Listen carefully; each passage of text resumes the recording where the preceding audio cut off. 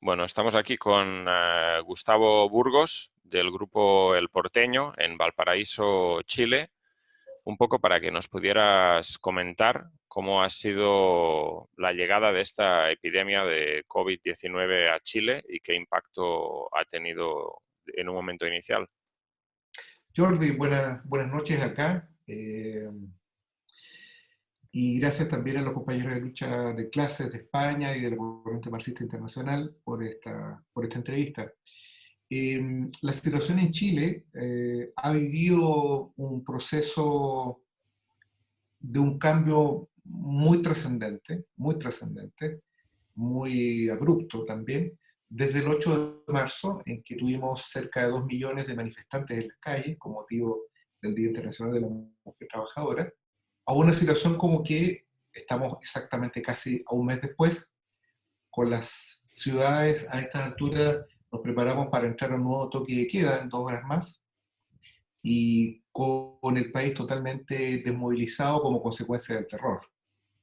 El terror que está apoyado en la pandemia del coronavirus, que si bien es cierto aún no ha avanzado, Chile aún no pasa los 6.000 contagiados y tiene un número muy pequeño de muertos, creo que recién pasó los 51 muertos, tiene un porcentaje de muerte de un 0,5 de los contagiados, lo que revela que estamos en la fase inicial del desarrollo de esta pandemia, a diferencia de lo que ocurre en Italia, en España, en Inglaterra, o inclusive en Estados Unidos, que es un caso que a lo mejor ameritaría analizar desde un punto de vista distinto.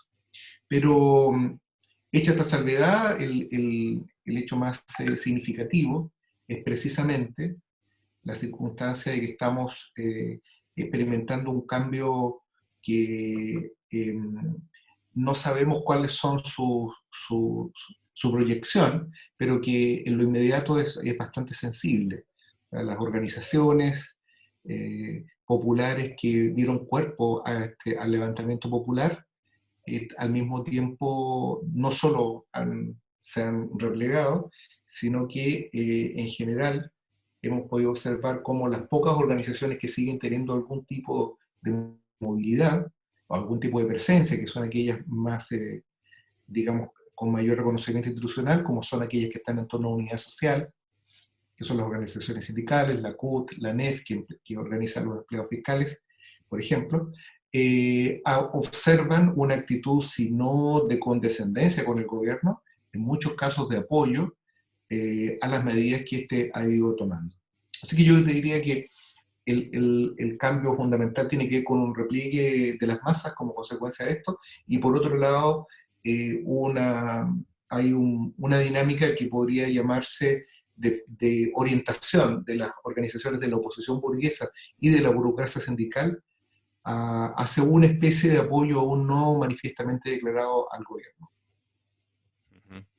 Y dime cómo ha sido o cómo fue la respuesta inicial del gobierno ante la situación sanitaria, o sea, qué medidas se tomaron y en qué sentido iban. Bueno, a nivel mundial se han observado nítidamente actitudes, ¿no? La mera es la del gobierno chino, que podríamos llamar que impuso un modelo bastante estricto de cuarentena general. Tenemos el otro extremo, que es el del negacionismo de los Trump y Bolsonaro.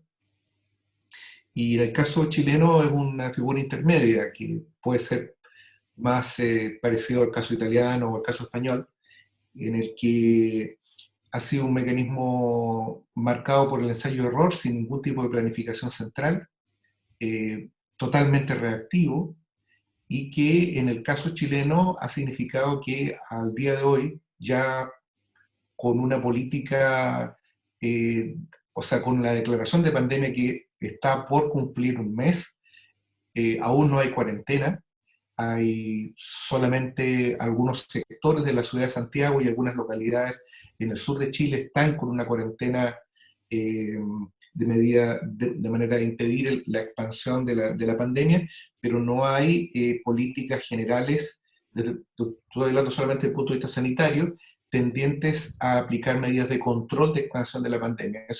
Yo diría que eso es el rasgo más significativo. Lo segundo es que nuestro sistema de salud carece de los rudimentos para poder enfrentar esta crisis.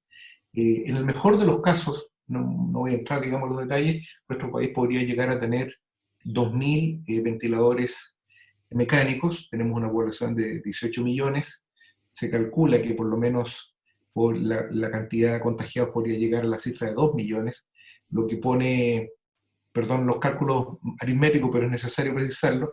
Se supone que lo que dicen los epidemiólogos es que un 10% de esa población requeriría atención hospitalaria.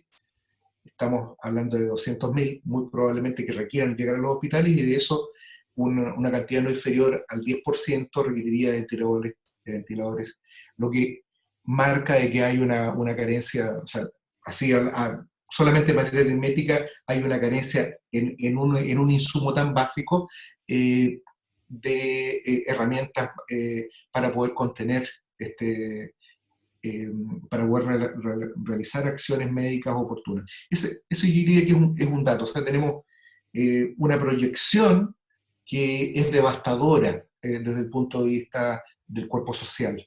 Yo creo que ese es el rasgo dominante, y que tiene como contrapartida de que el conjunto de las medidas que ha tomado el gobierno apuntan a descargar la crisis sobre los trabajadores. Hay hechos que son bastante sintomáticos, como por ejemplo una ley que acaba de dictar el gobierno en conjunto con la oposición, con los votos del Partido Comunista, inclusive del Frente Amplio y de la izquierda parlamentaria, en la que se permite al empresariado suspender la relación laboral y mantener algún tipo de ingreso por parte de los trabajadores con cargo al fondo de cesantía. Lo que medida que beneficia una proporción muy acotada de trabajadores, porque solamente se refiere a los trabajadores que están con relaciones laborales formalizadas, y no solo eso, sino que además con relaciones en las cuales el empleador ha cumplido oportunamente con sus deberes para poder optar realmente ese beneficio de seguro de cesantía. Entonces, eso es el primer punto que apunta al beneficio del empresario. Hay un proyecto de ley para suspender las negociaciones colectivas. Existe también en este momento eh, una tendencia en el mismo orden, medidas tendentes a impedir la difusión de información que pueda ser relevante para el ejercicio del periodismo, para impedir las filtraciones por parte del Ministerio Público. Son un conjunto de medidas que apuntan a, reitero, a descargar la crisis sobre los trabajadores y a ampliar las medidas represivas sobre los mismos, sobre los sectores explotados en general. Y un punto aparte, pero que está también relacionado con esto, es un indulto general que ya salió o está en este momento saliendo del Parlamento en trámite en el Tribunal Constitucional, para indultar a personas que han sido condenadas con ciertos delitos de baja peligrosidad, de bajo compromiso delictivo, y en el que la derecha pinocherista ha metido la base de la libertad a los genocidas que están en el penal de Punta Peuco en Santiago, que son los genocidas de la dictadura de Pinochet. Eso podría constituir, y es una demostración también un tanto particularizada de la forma como el régimen ha aprovechado esta coyuntura para seguir desplegando una política antiobrera y antinacional. Una pregunta sobre esto último que decías. ¿Esta amnistía o liberación de indulto de presos afecta a los miles de detenidos durante el levantamiento popular de octubre-noviembre? No, porque se refiere solamente a personas que están condenadas. Precisamente nosotros tenemos cerca de unos 2.500 presos políticos de la revuelta, como son denominados, y ellos están con medidas de prisión preventiva y contra las recomendaciones de los organismos internacionales, particularmente de las Naciones Unidas, teniendo en cuenta de que nuestro sistema carcelario carece de toda medida higiénica que permita garantizar la vida de las personas que están ahí detenidas. Se ha recomendado el reemplazo de las medidas cautelares por alguna de aquellas que básicamente consiste en la reclusión domiciliaria. Sin embargo, estas medidas legales apuntan a las personas condenadas, ¿no? O sea, tiene que ver con indultos, pero no ha habido ninguna medida que apunte a los detenidos, que en realidad en nuestro sistema carcelario son más de 60.000 presos, lo que es. Nuestro país tiene una cantidad de presos enorme en relación a su población. Tenemos un sistema penal que formalmente es garantista, pero la verdad es draconiano, y esto no ha alcanzado ni a los presos políticos de la revuelta, ni los anteriores presos políticos, entre ellos, por ejemplo, los compañeros presos políticos mapuche. Sí, te quería comentar también, está claro por lo que tú comentas que el régimen de Piñera, que estaba muy desprestigiado antes de esta situación, ha tratado de aprovechar la emergencia sanitaria que es real, ¿no? Y es un peligro existente para tratar de tomar control de nuevo de la situación, ¿no? Y ganar otra vez el control de la calle. Por ejemplo, me llamó la atención que el propio presidente, en una de las primeras acciones que hizo después de declarar el toque de queda, fue presentarse en la Plaza de la Dignidad, ¿no? Como una retoma simbólica de un espacio que las autoridades habían perdido el control. Sí, hay un meme que circulaba en las redes sociales donde se compara esa fotografía con la foto que se sacó Hitler con la Torre Eiffel de fondo, ¿no? Después de la ocupación de París.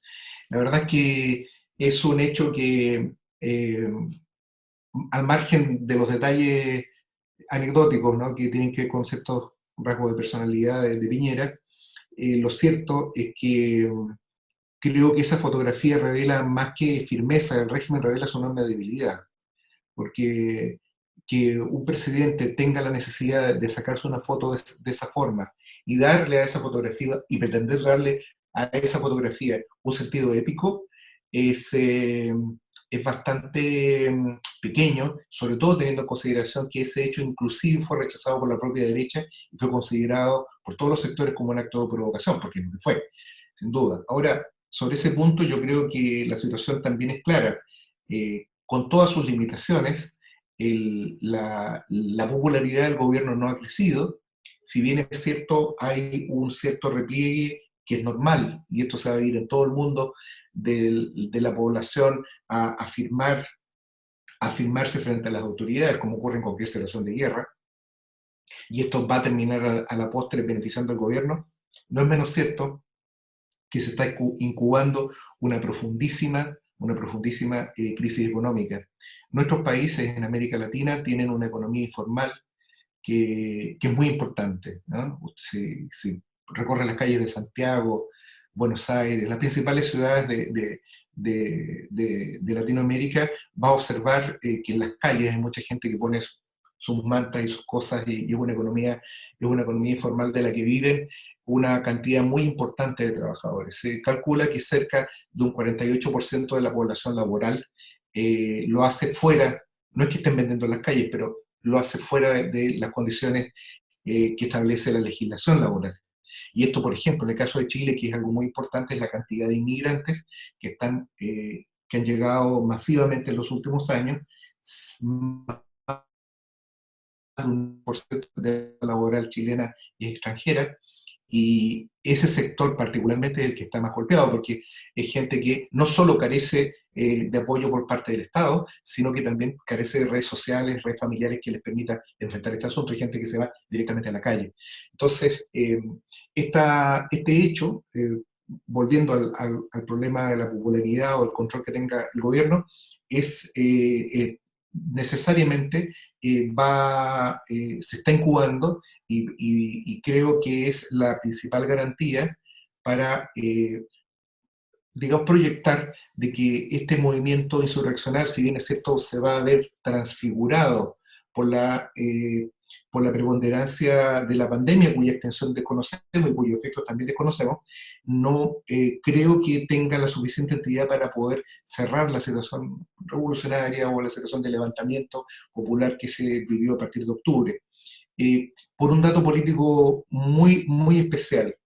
Eh, Desde hace un mes que inclusive los propios sectores de izquierda y la presidenta del Colegio Médico, Isquia Siches, que si bien es cierto formalmente no es militante del Frente Amplio, que es como el Podemos de ustedes, ¿no? Eh, Ella explícitamente señaló de que era el momento de que se acabara la lucha política y que todos debíamos estar detrás de nuestras autoridades. Esto es una confesión expresa, no solo de una vergonzante renuncia a cualquier papel de disidencia política, sino que muy particularmente revela también que frente a estos hechos, a pesar de esta actitud, eso no se ha traducido en que la oposición haya jugado algún papel relevante dentro del proceso político. Muy por el contrario, el desprestigio de las instituciones, el desprestigio de las figuras políticas, tanto de la oposición como del gobierno, sigue, yo diría, absolutamente intacto, y en ese sentido creo que lo que nosotros tenemos que poner el énfasis, como para ir cerrando la idea, es respecto de lo que viene, ¿no? Acá hay por estas vías digitales, Chile es un país que tiene eh, una gran, hay una gran penetración de Internet, es considerado de hecho en todas las discusiones se considera algo tan importante como el agua o la electricidad, y precisamente porque es también un instrumento de control social, obviamente, pero también ha sido utilizado y es muy importante para mantener los nexos de sociabilidad y de organizaciones que en este momento se están planteando la cuestión de la resistencia. La palabra, la expresión resistencia es algo que comienza a tomar cada vez más fuerza y en ese sentido creo que nosotros debemos tener la capacidad, de un lado, de plantear la necesidad de una política clasista frente al problema de la pandemia que ponga al centro la capacidad de la clase trabajadora de controlar el sistema de salud, de controlarlo en un sentido íntegro, no solamente los hospitales, también los laboratorios, también todos los sistemas de transporte, etcétera, ¿no? Ponerlos bajo el control de los trabajadores de la salud, muy particularmente, pero en un sentido general, poner en manos de los trabajadores la protección de la propia clase, porque la burguesía lo que está preocupada es de hacer negocios. Ese yo diría que es la primera línea de razonamiento. Y la otra, un poco lo que tú apuntabas en tu pregunta, es que muy probablemente la crisis económica que va a ser, que ya es importante y que puede llegar a cantidades y a signos que nosotros no veíamos, ¿no? De hace décadas, eh, pueden también plantear eh, eh, una ruptura social aún más profunda que la que vimos en octubre, ¿no? Porque esto ya va a estar gatillado por un incremento inaudito, inaudito, realmente inaudito, de las penurias y las condiciones de vida de los trabajadores.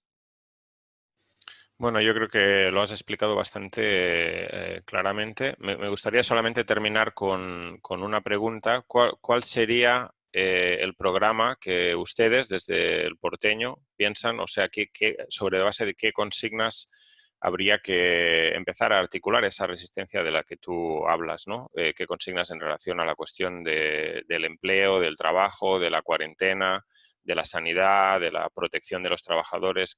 ¿Cuáles son los puntos específicos más importantes sobre los que ahora mismo haría falta agitar en Chile? Sí, yo diría que hay dos cosas que nosotros distinguimos con claridad. Por un lado está la cuestión del pliego reivindicativo, que tiene como su centro una cuarentena general obligatoria a costa de los patrones y del Estado, eh, el control obrero del sistema de salud y todas las acciones de salud, ¿no? Esto supone también la confiscación y la intervención en la administración, tanto del sistema hospitalario privado, como la producción de insumos para la salud, todo el sistema de laboratorios, de la industria farmacéutica que en nuestro país todavía existe.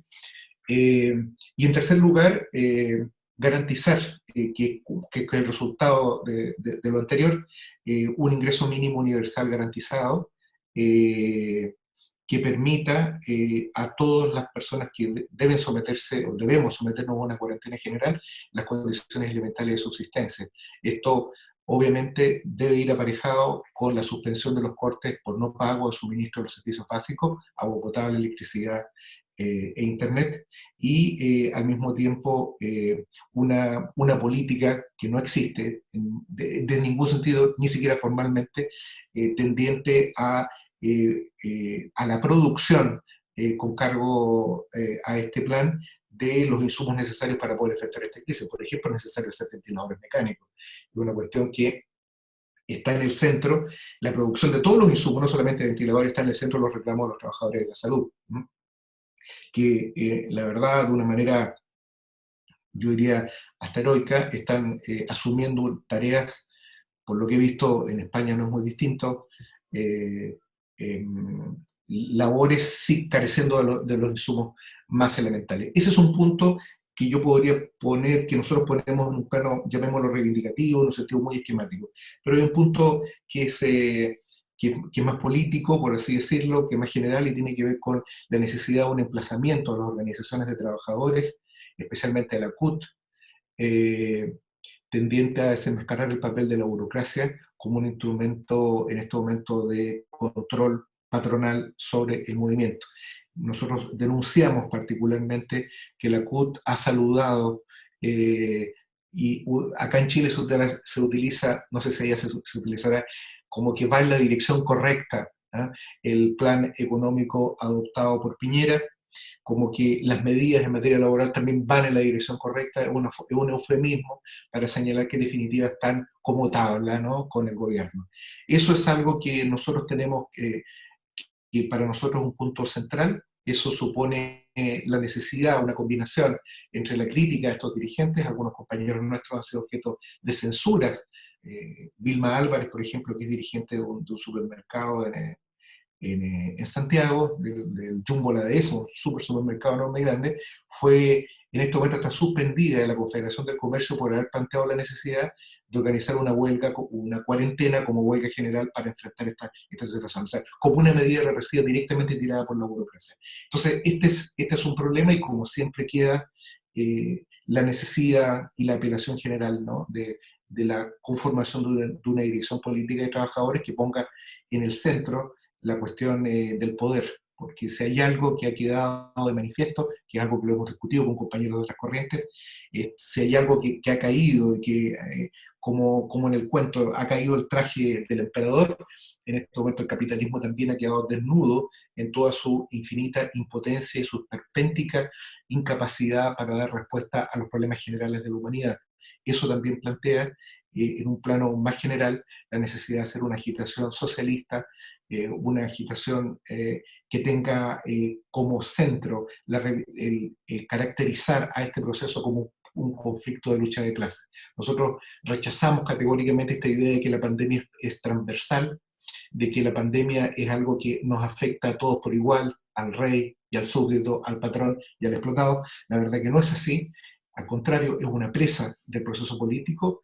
La burguesía lo utiliza para atacarnos, nosotros debemos hacer lo propio, vale decir, tomar este conflicto en nuestras manos para resolver los grandes conflictos nacionales. En ese sentido, y con esto termino, creo que esta pandemia también es una oportunidad muy significativa para los internacionalistas, porque esto es un conflicto mundial que afecta de manera sincrónica a todos los explotados y a todos los trabajadores del mundo, y en muy pocos casos hemos podido observar la manera como los trabajadores sufren de una manera metódica, de una manera prácticamente idéntica en todas las latitudes del orbe, los mismos ataques por parte de la maquinadora. Así que, si bien es cierto una situación horrorosa la que está viviendo nuestra clase, no es menos cierto que esto debe ser utilizado como un instrumento para poder expandir la influencia de las ideas socialistas y las ideas revolucionarias en la vanguardia y en nuestra clase.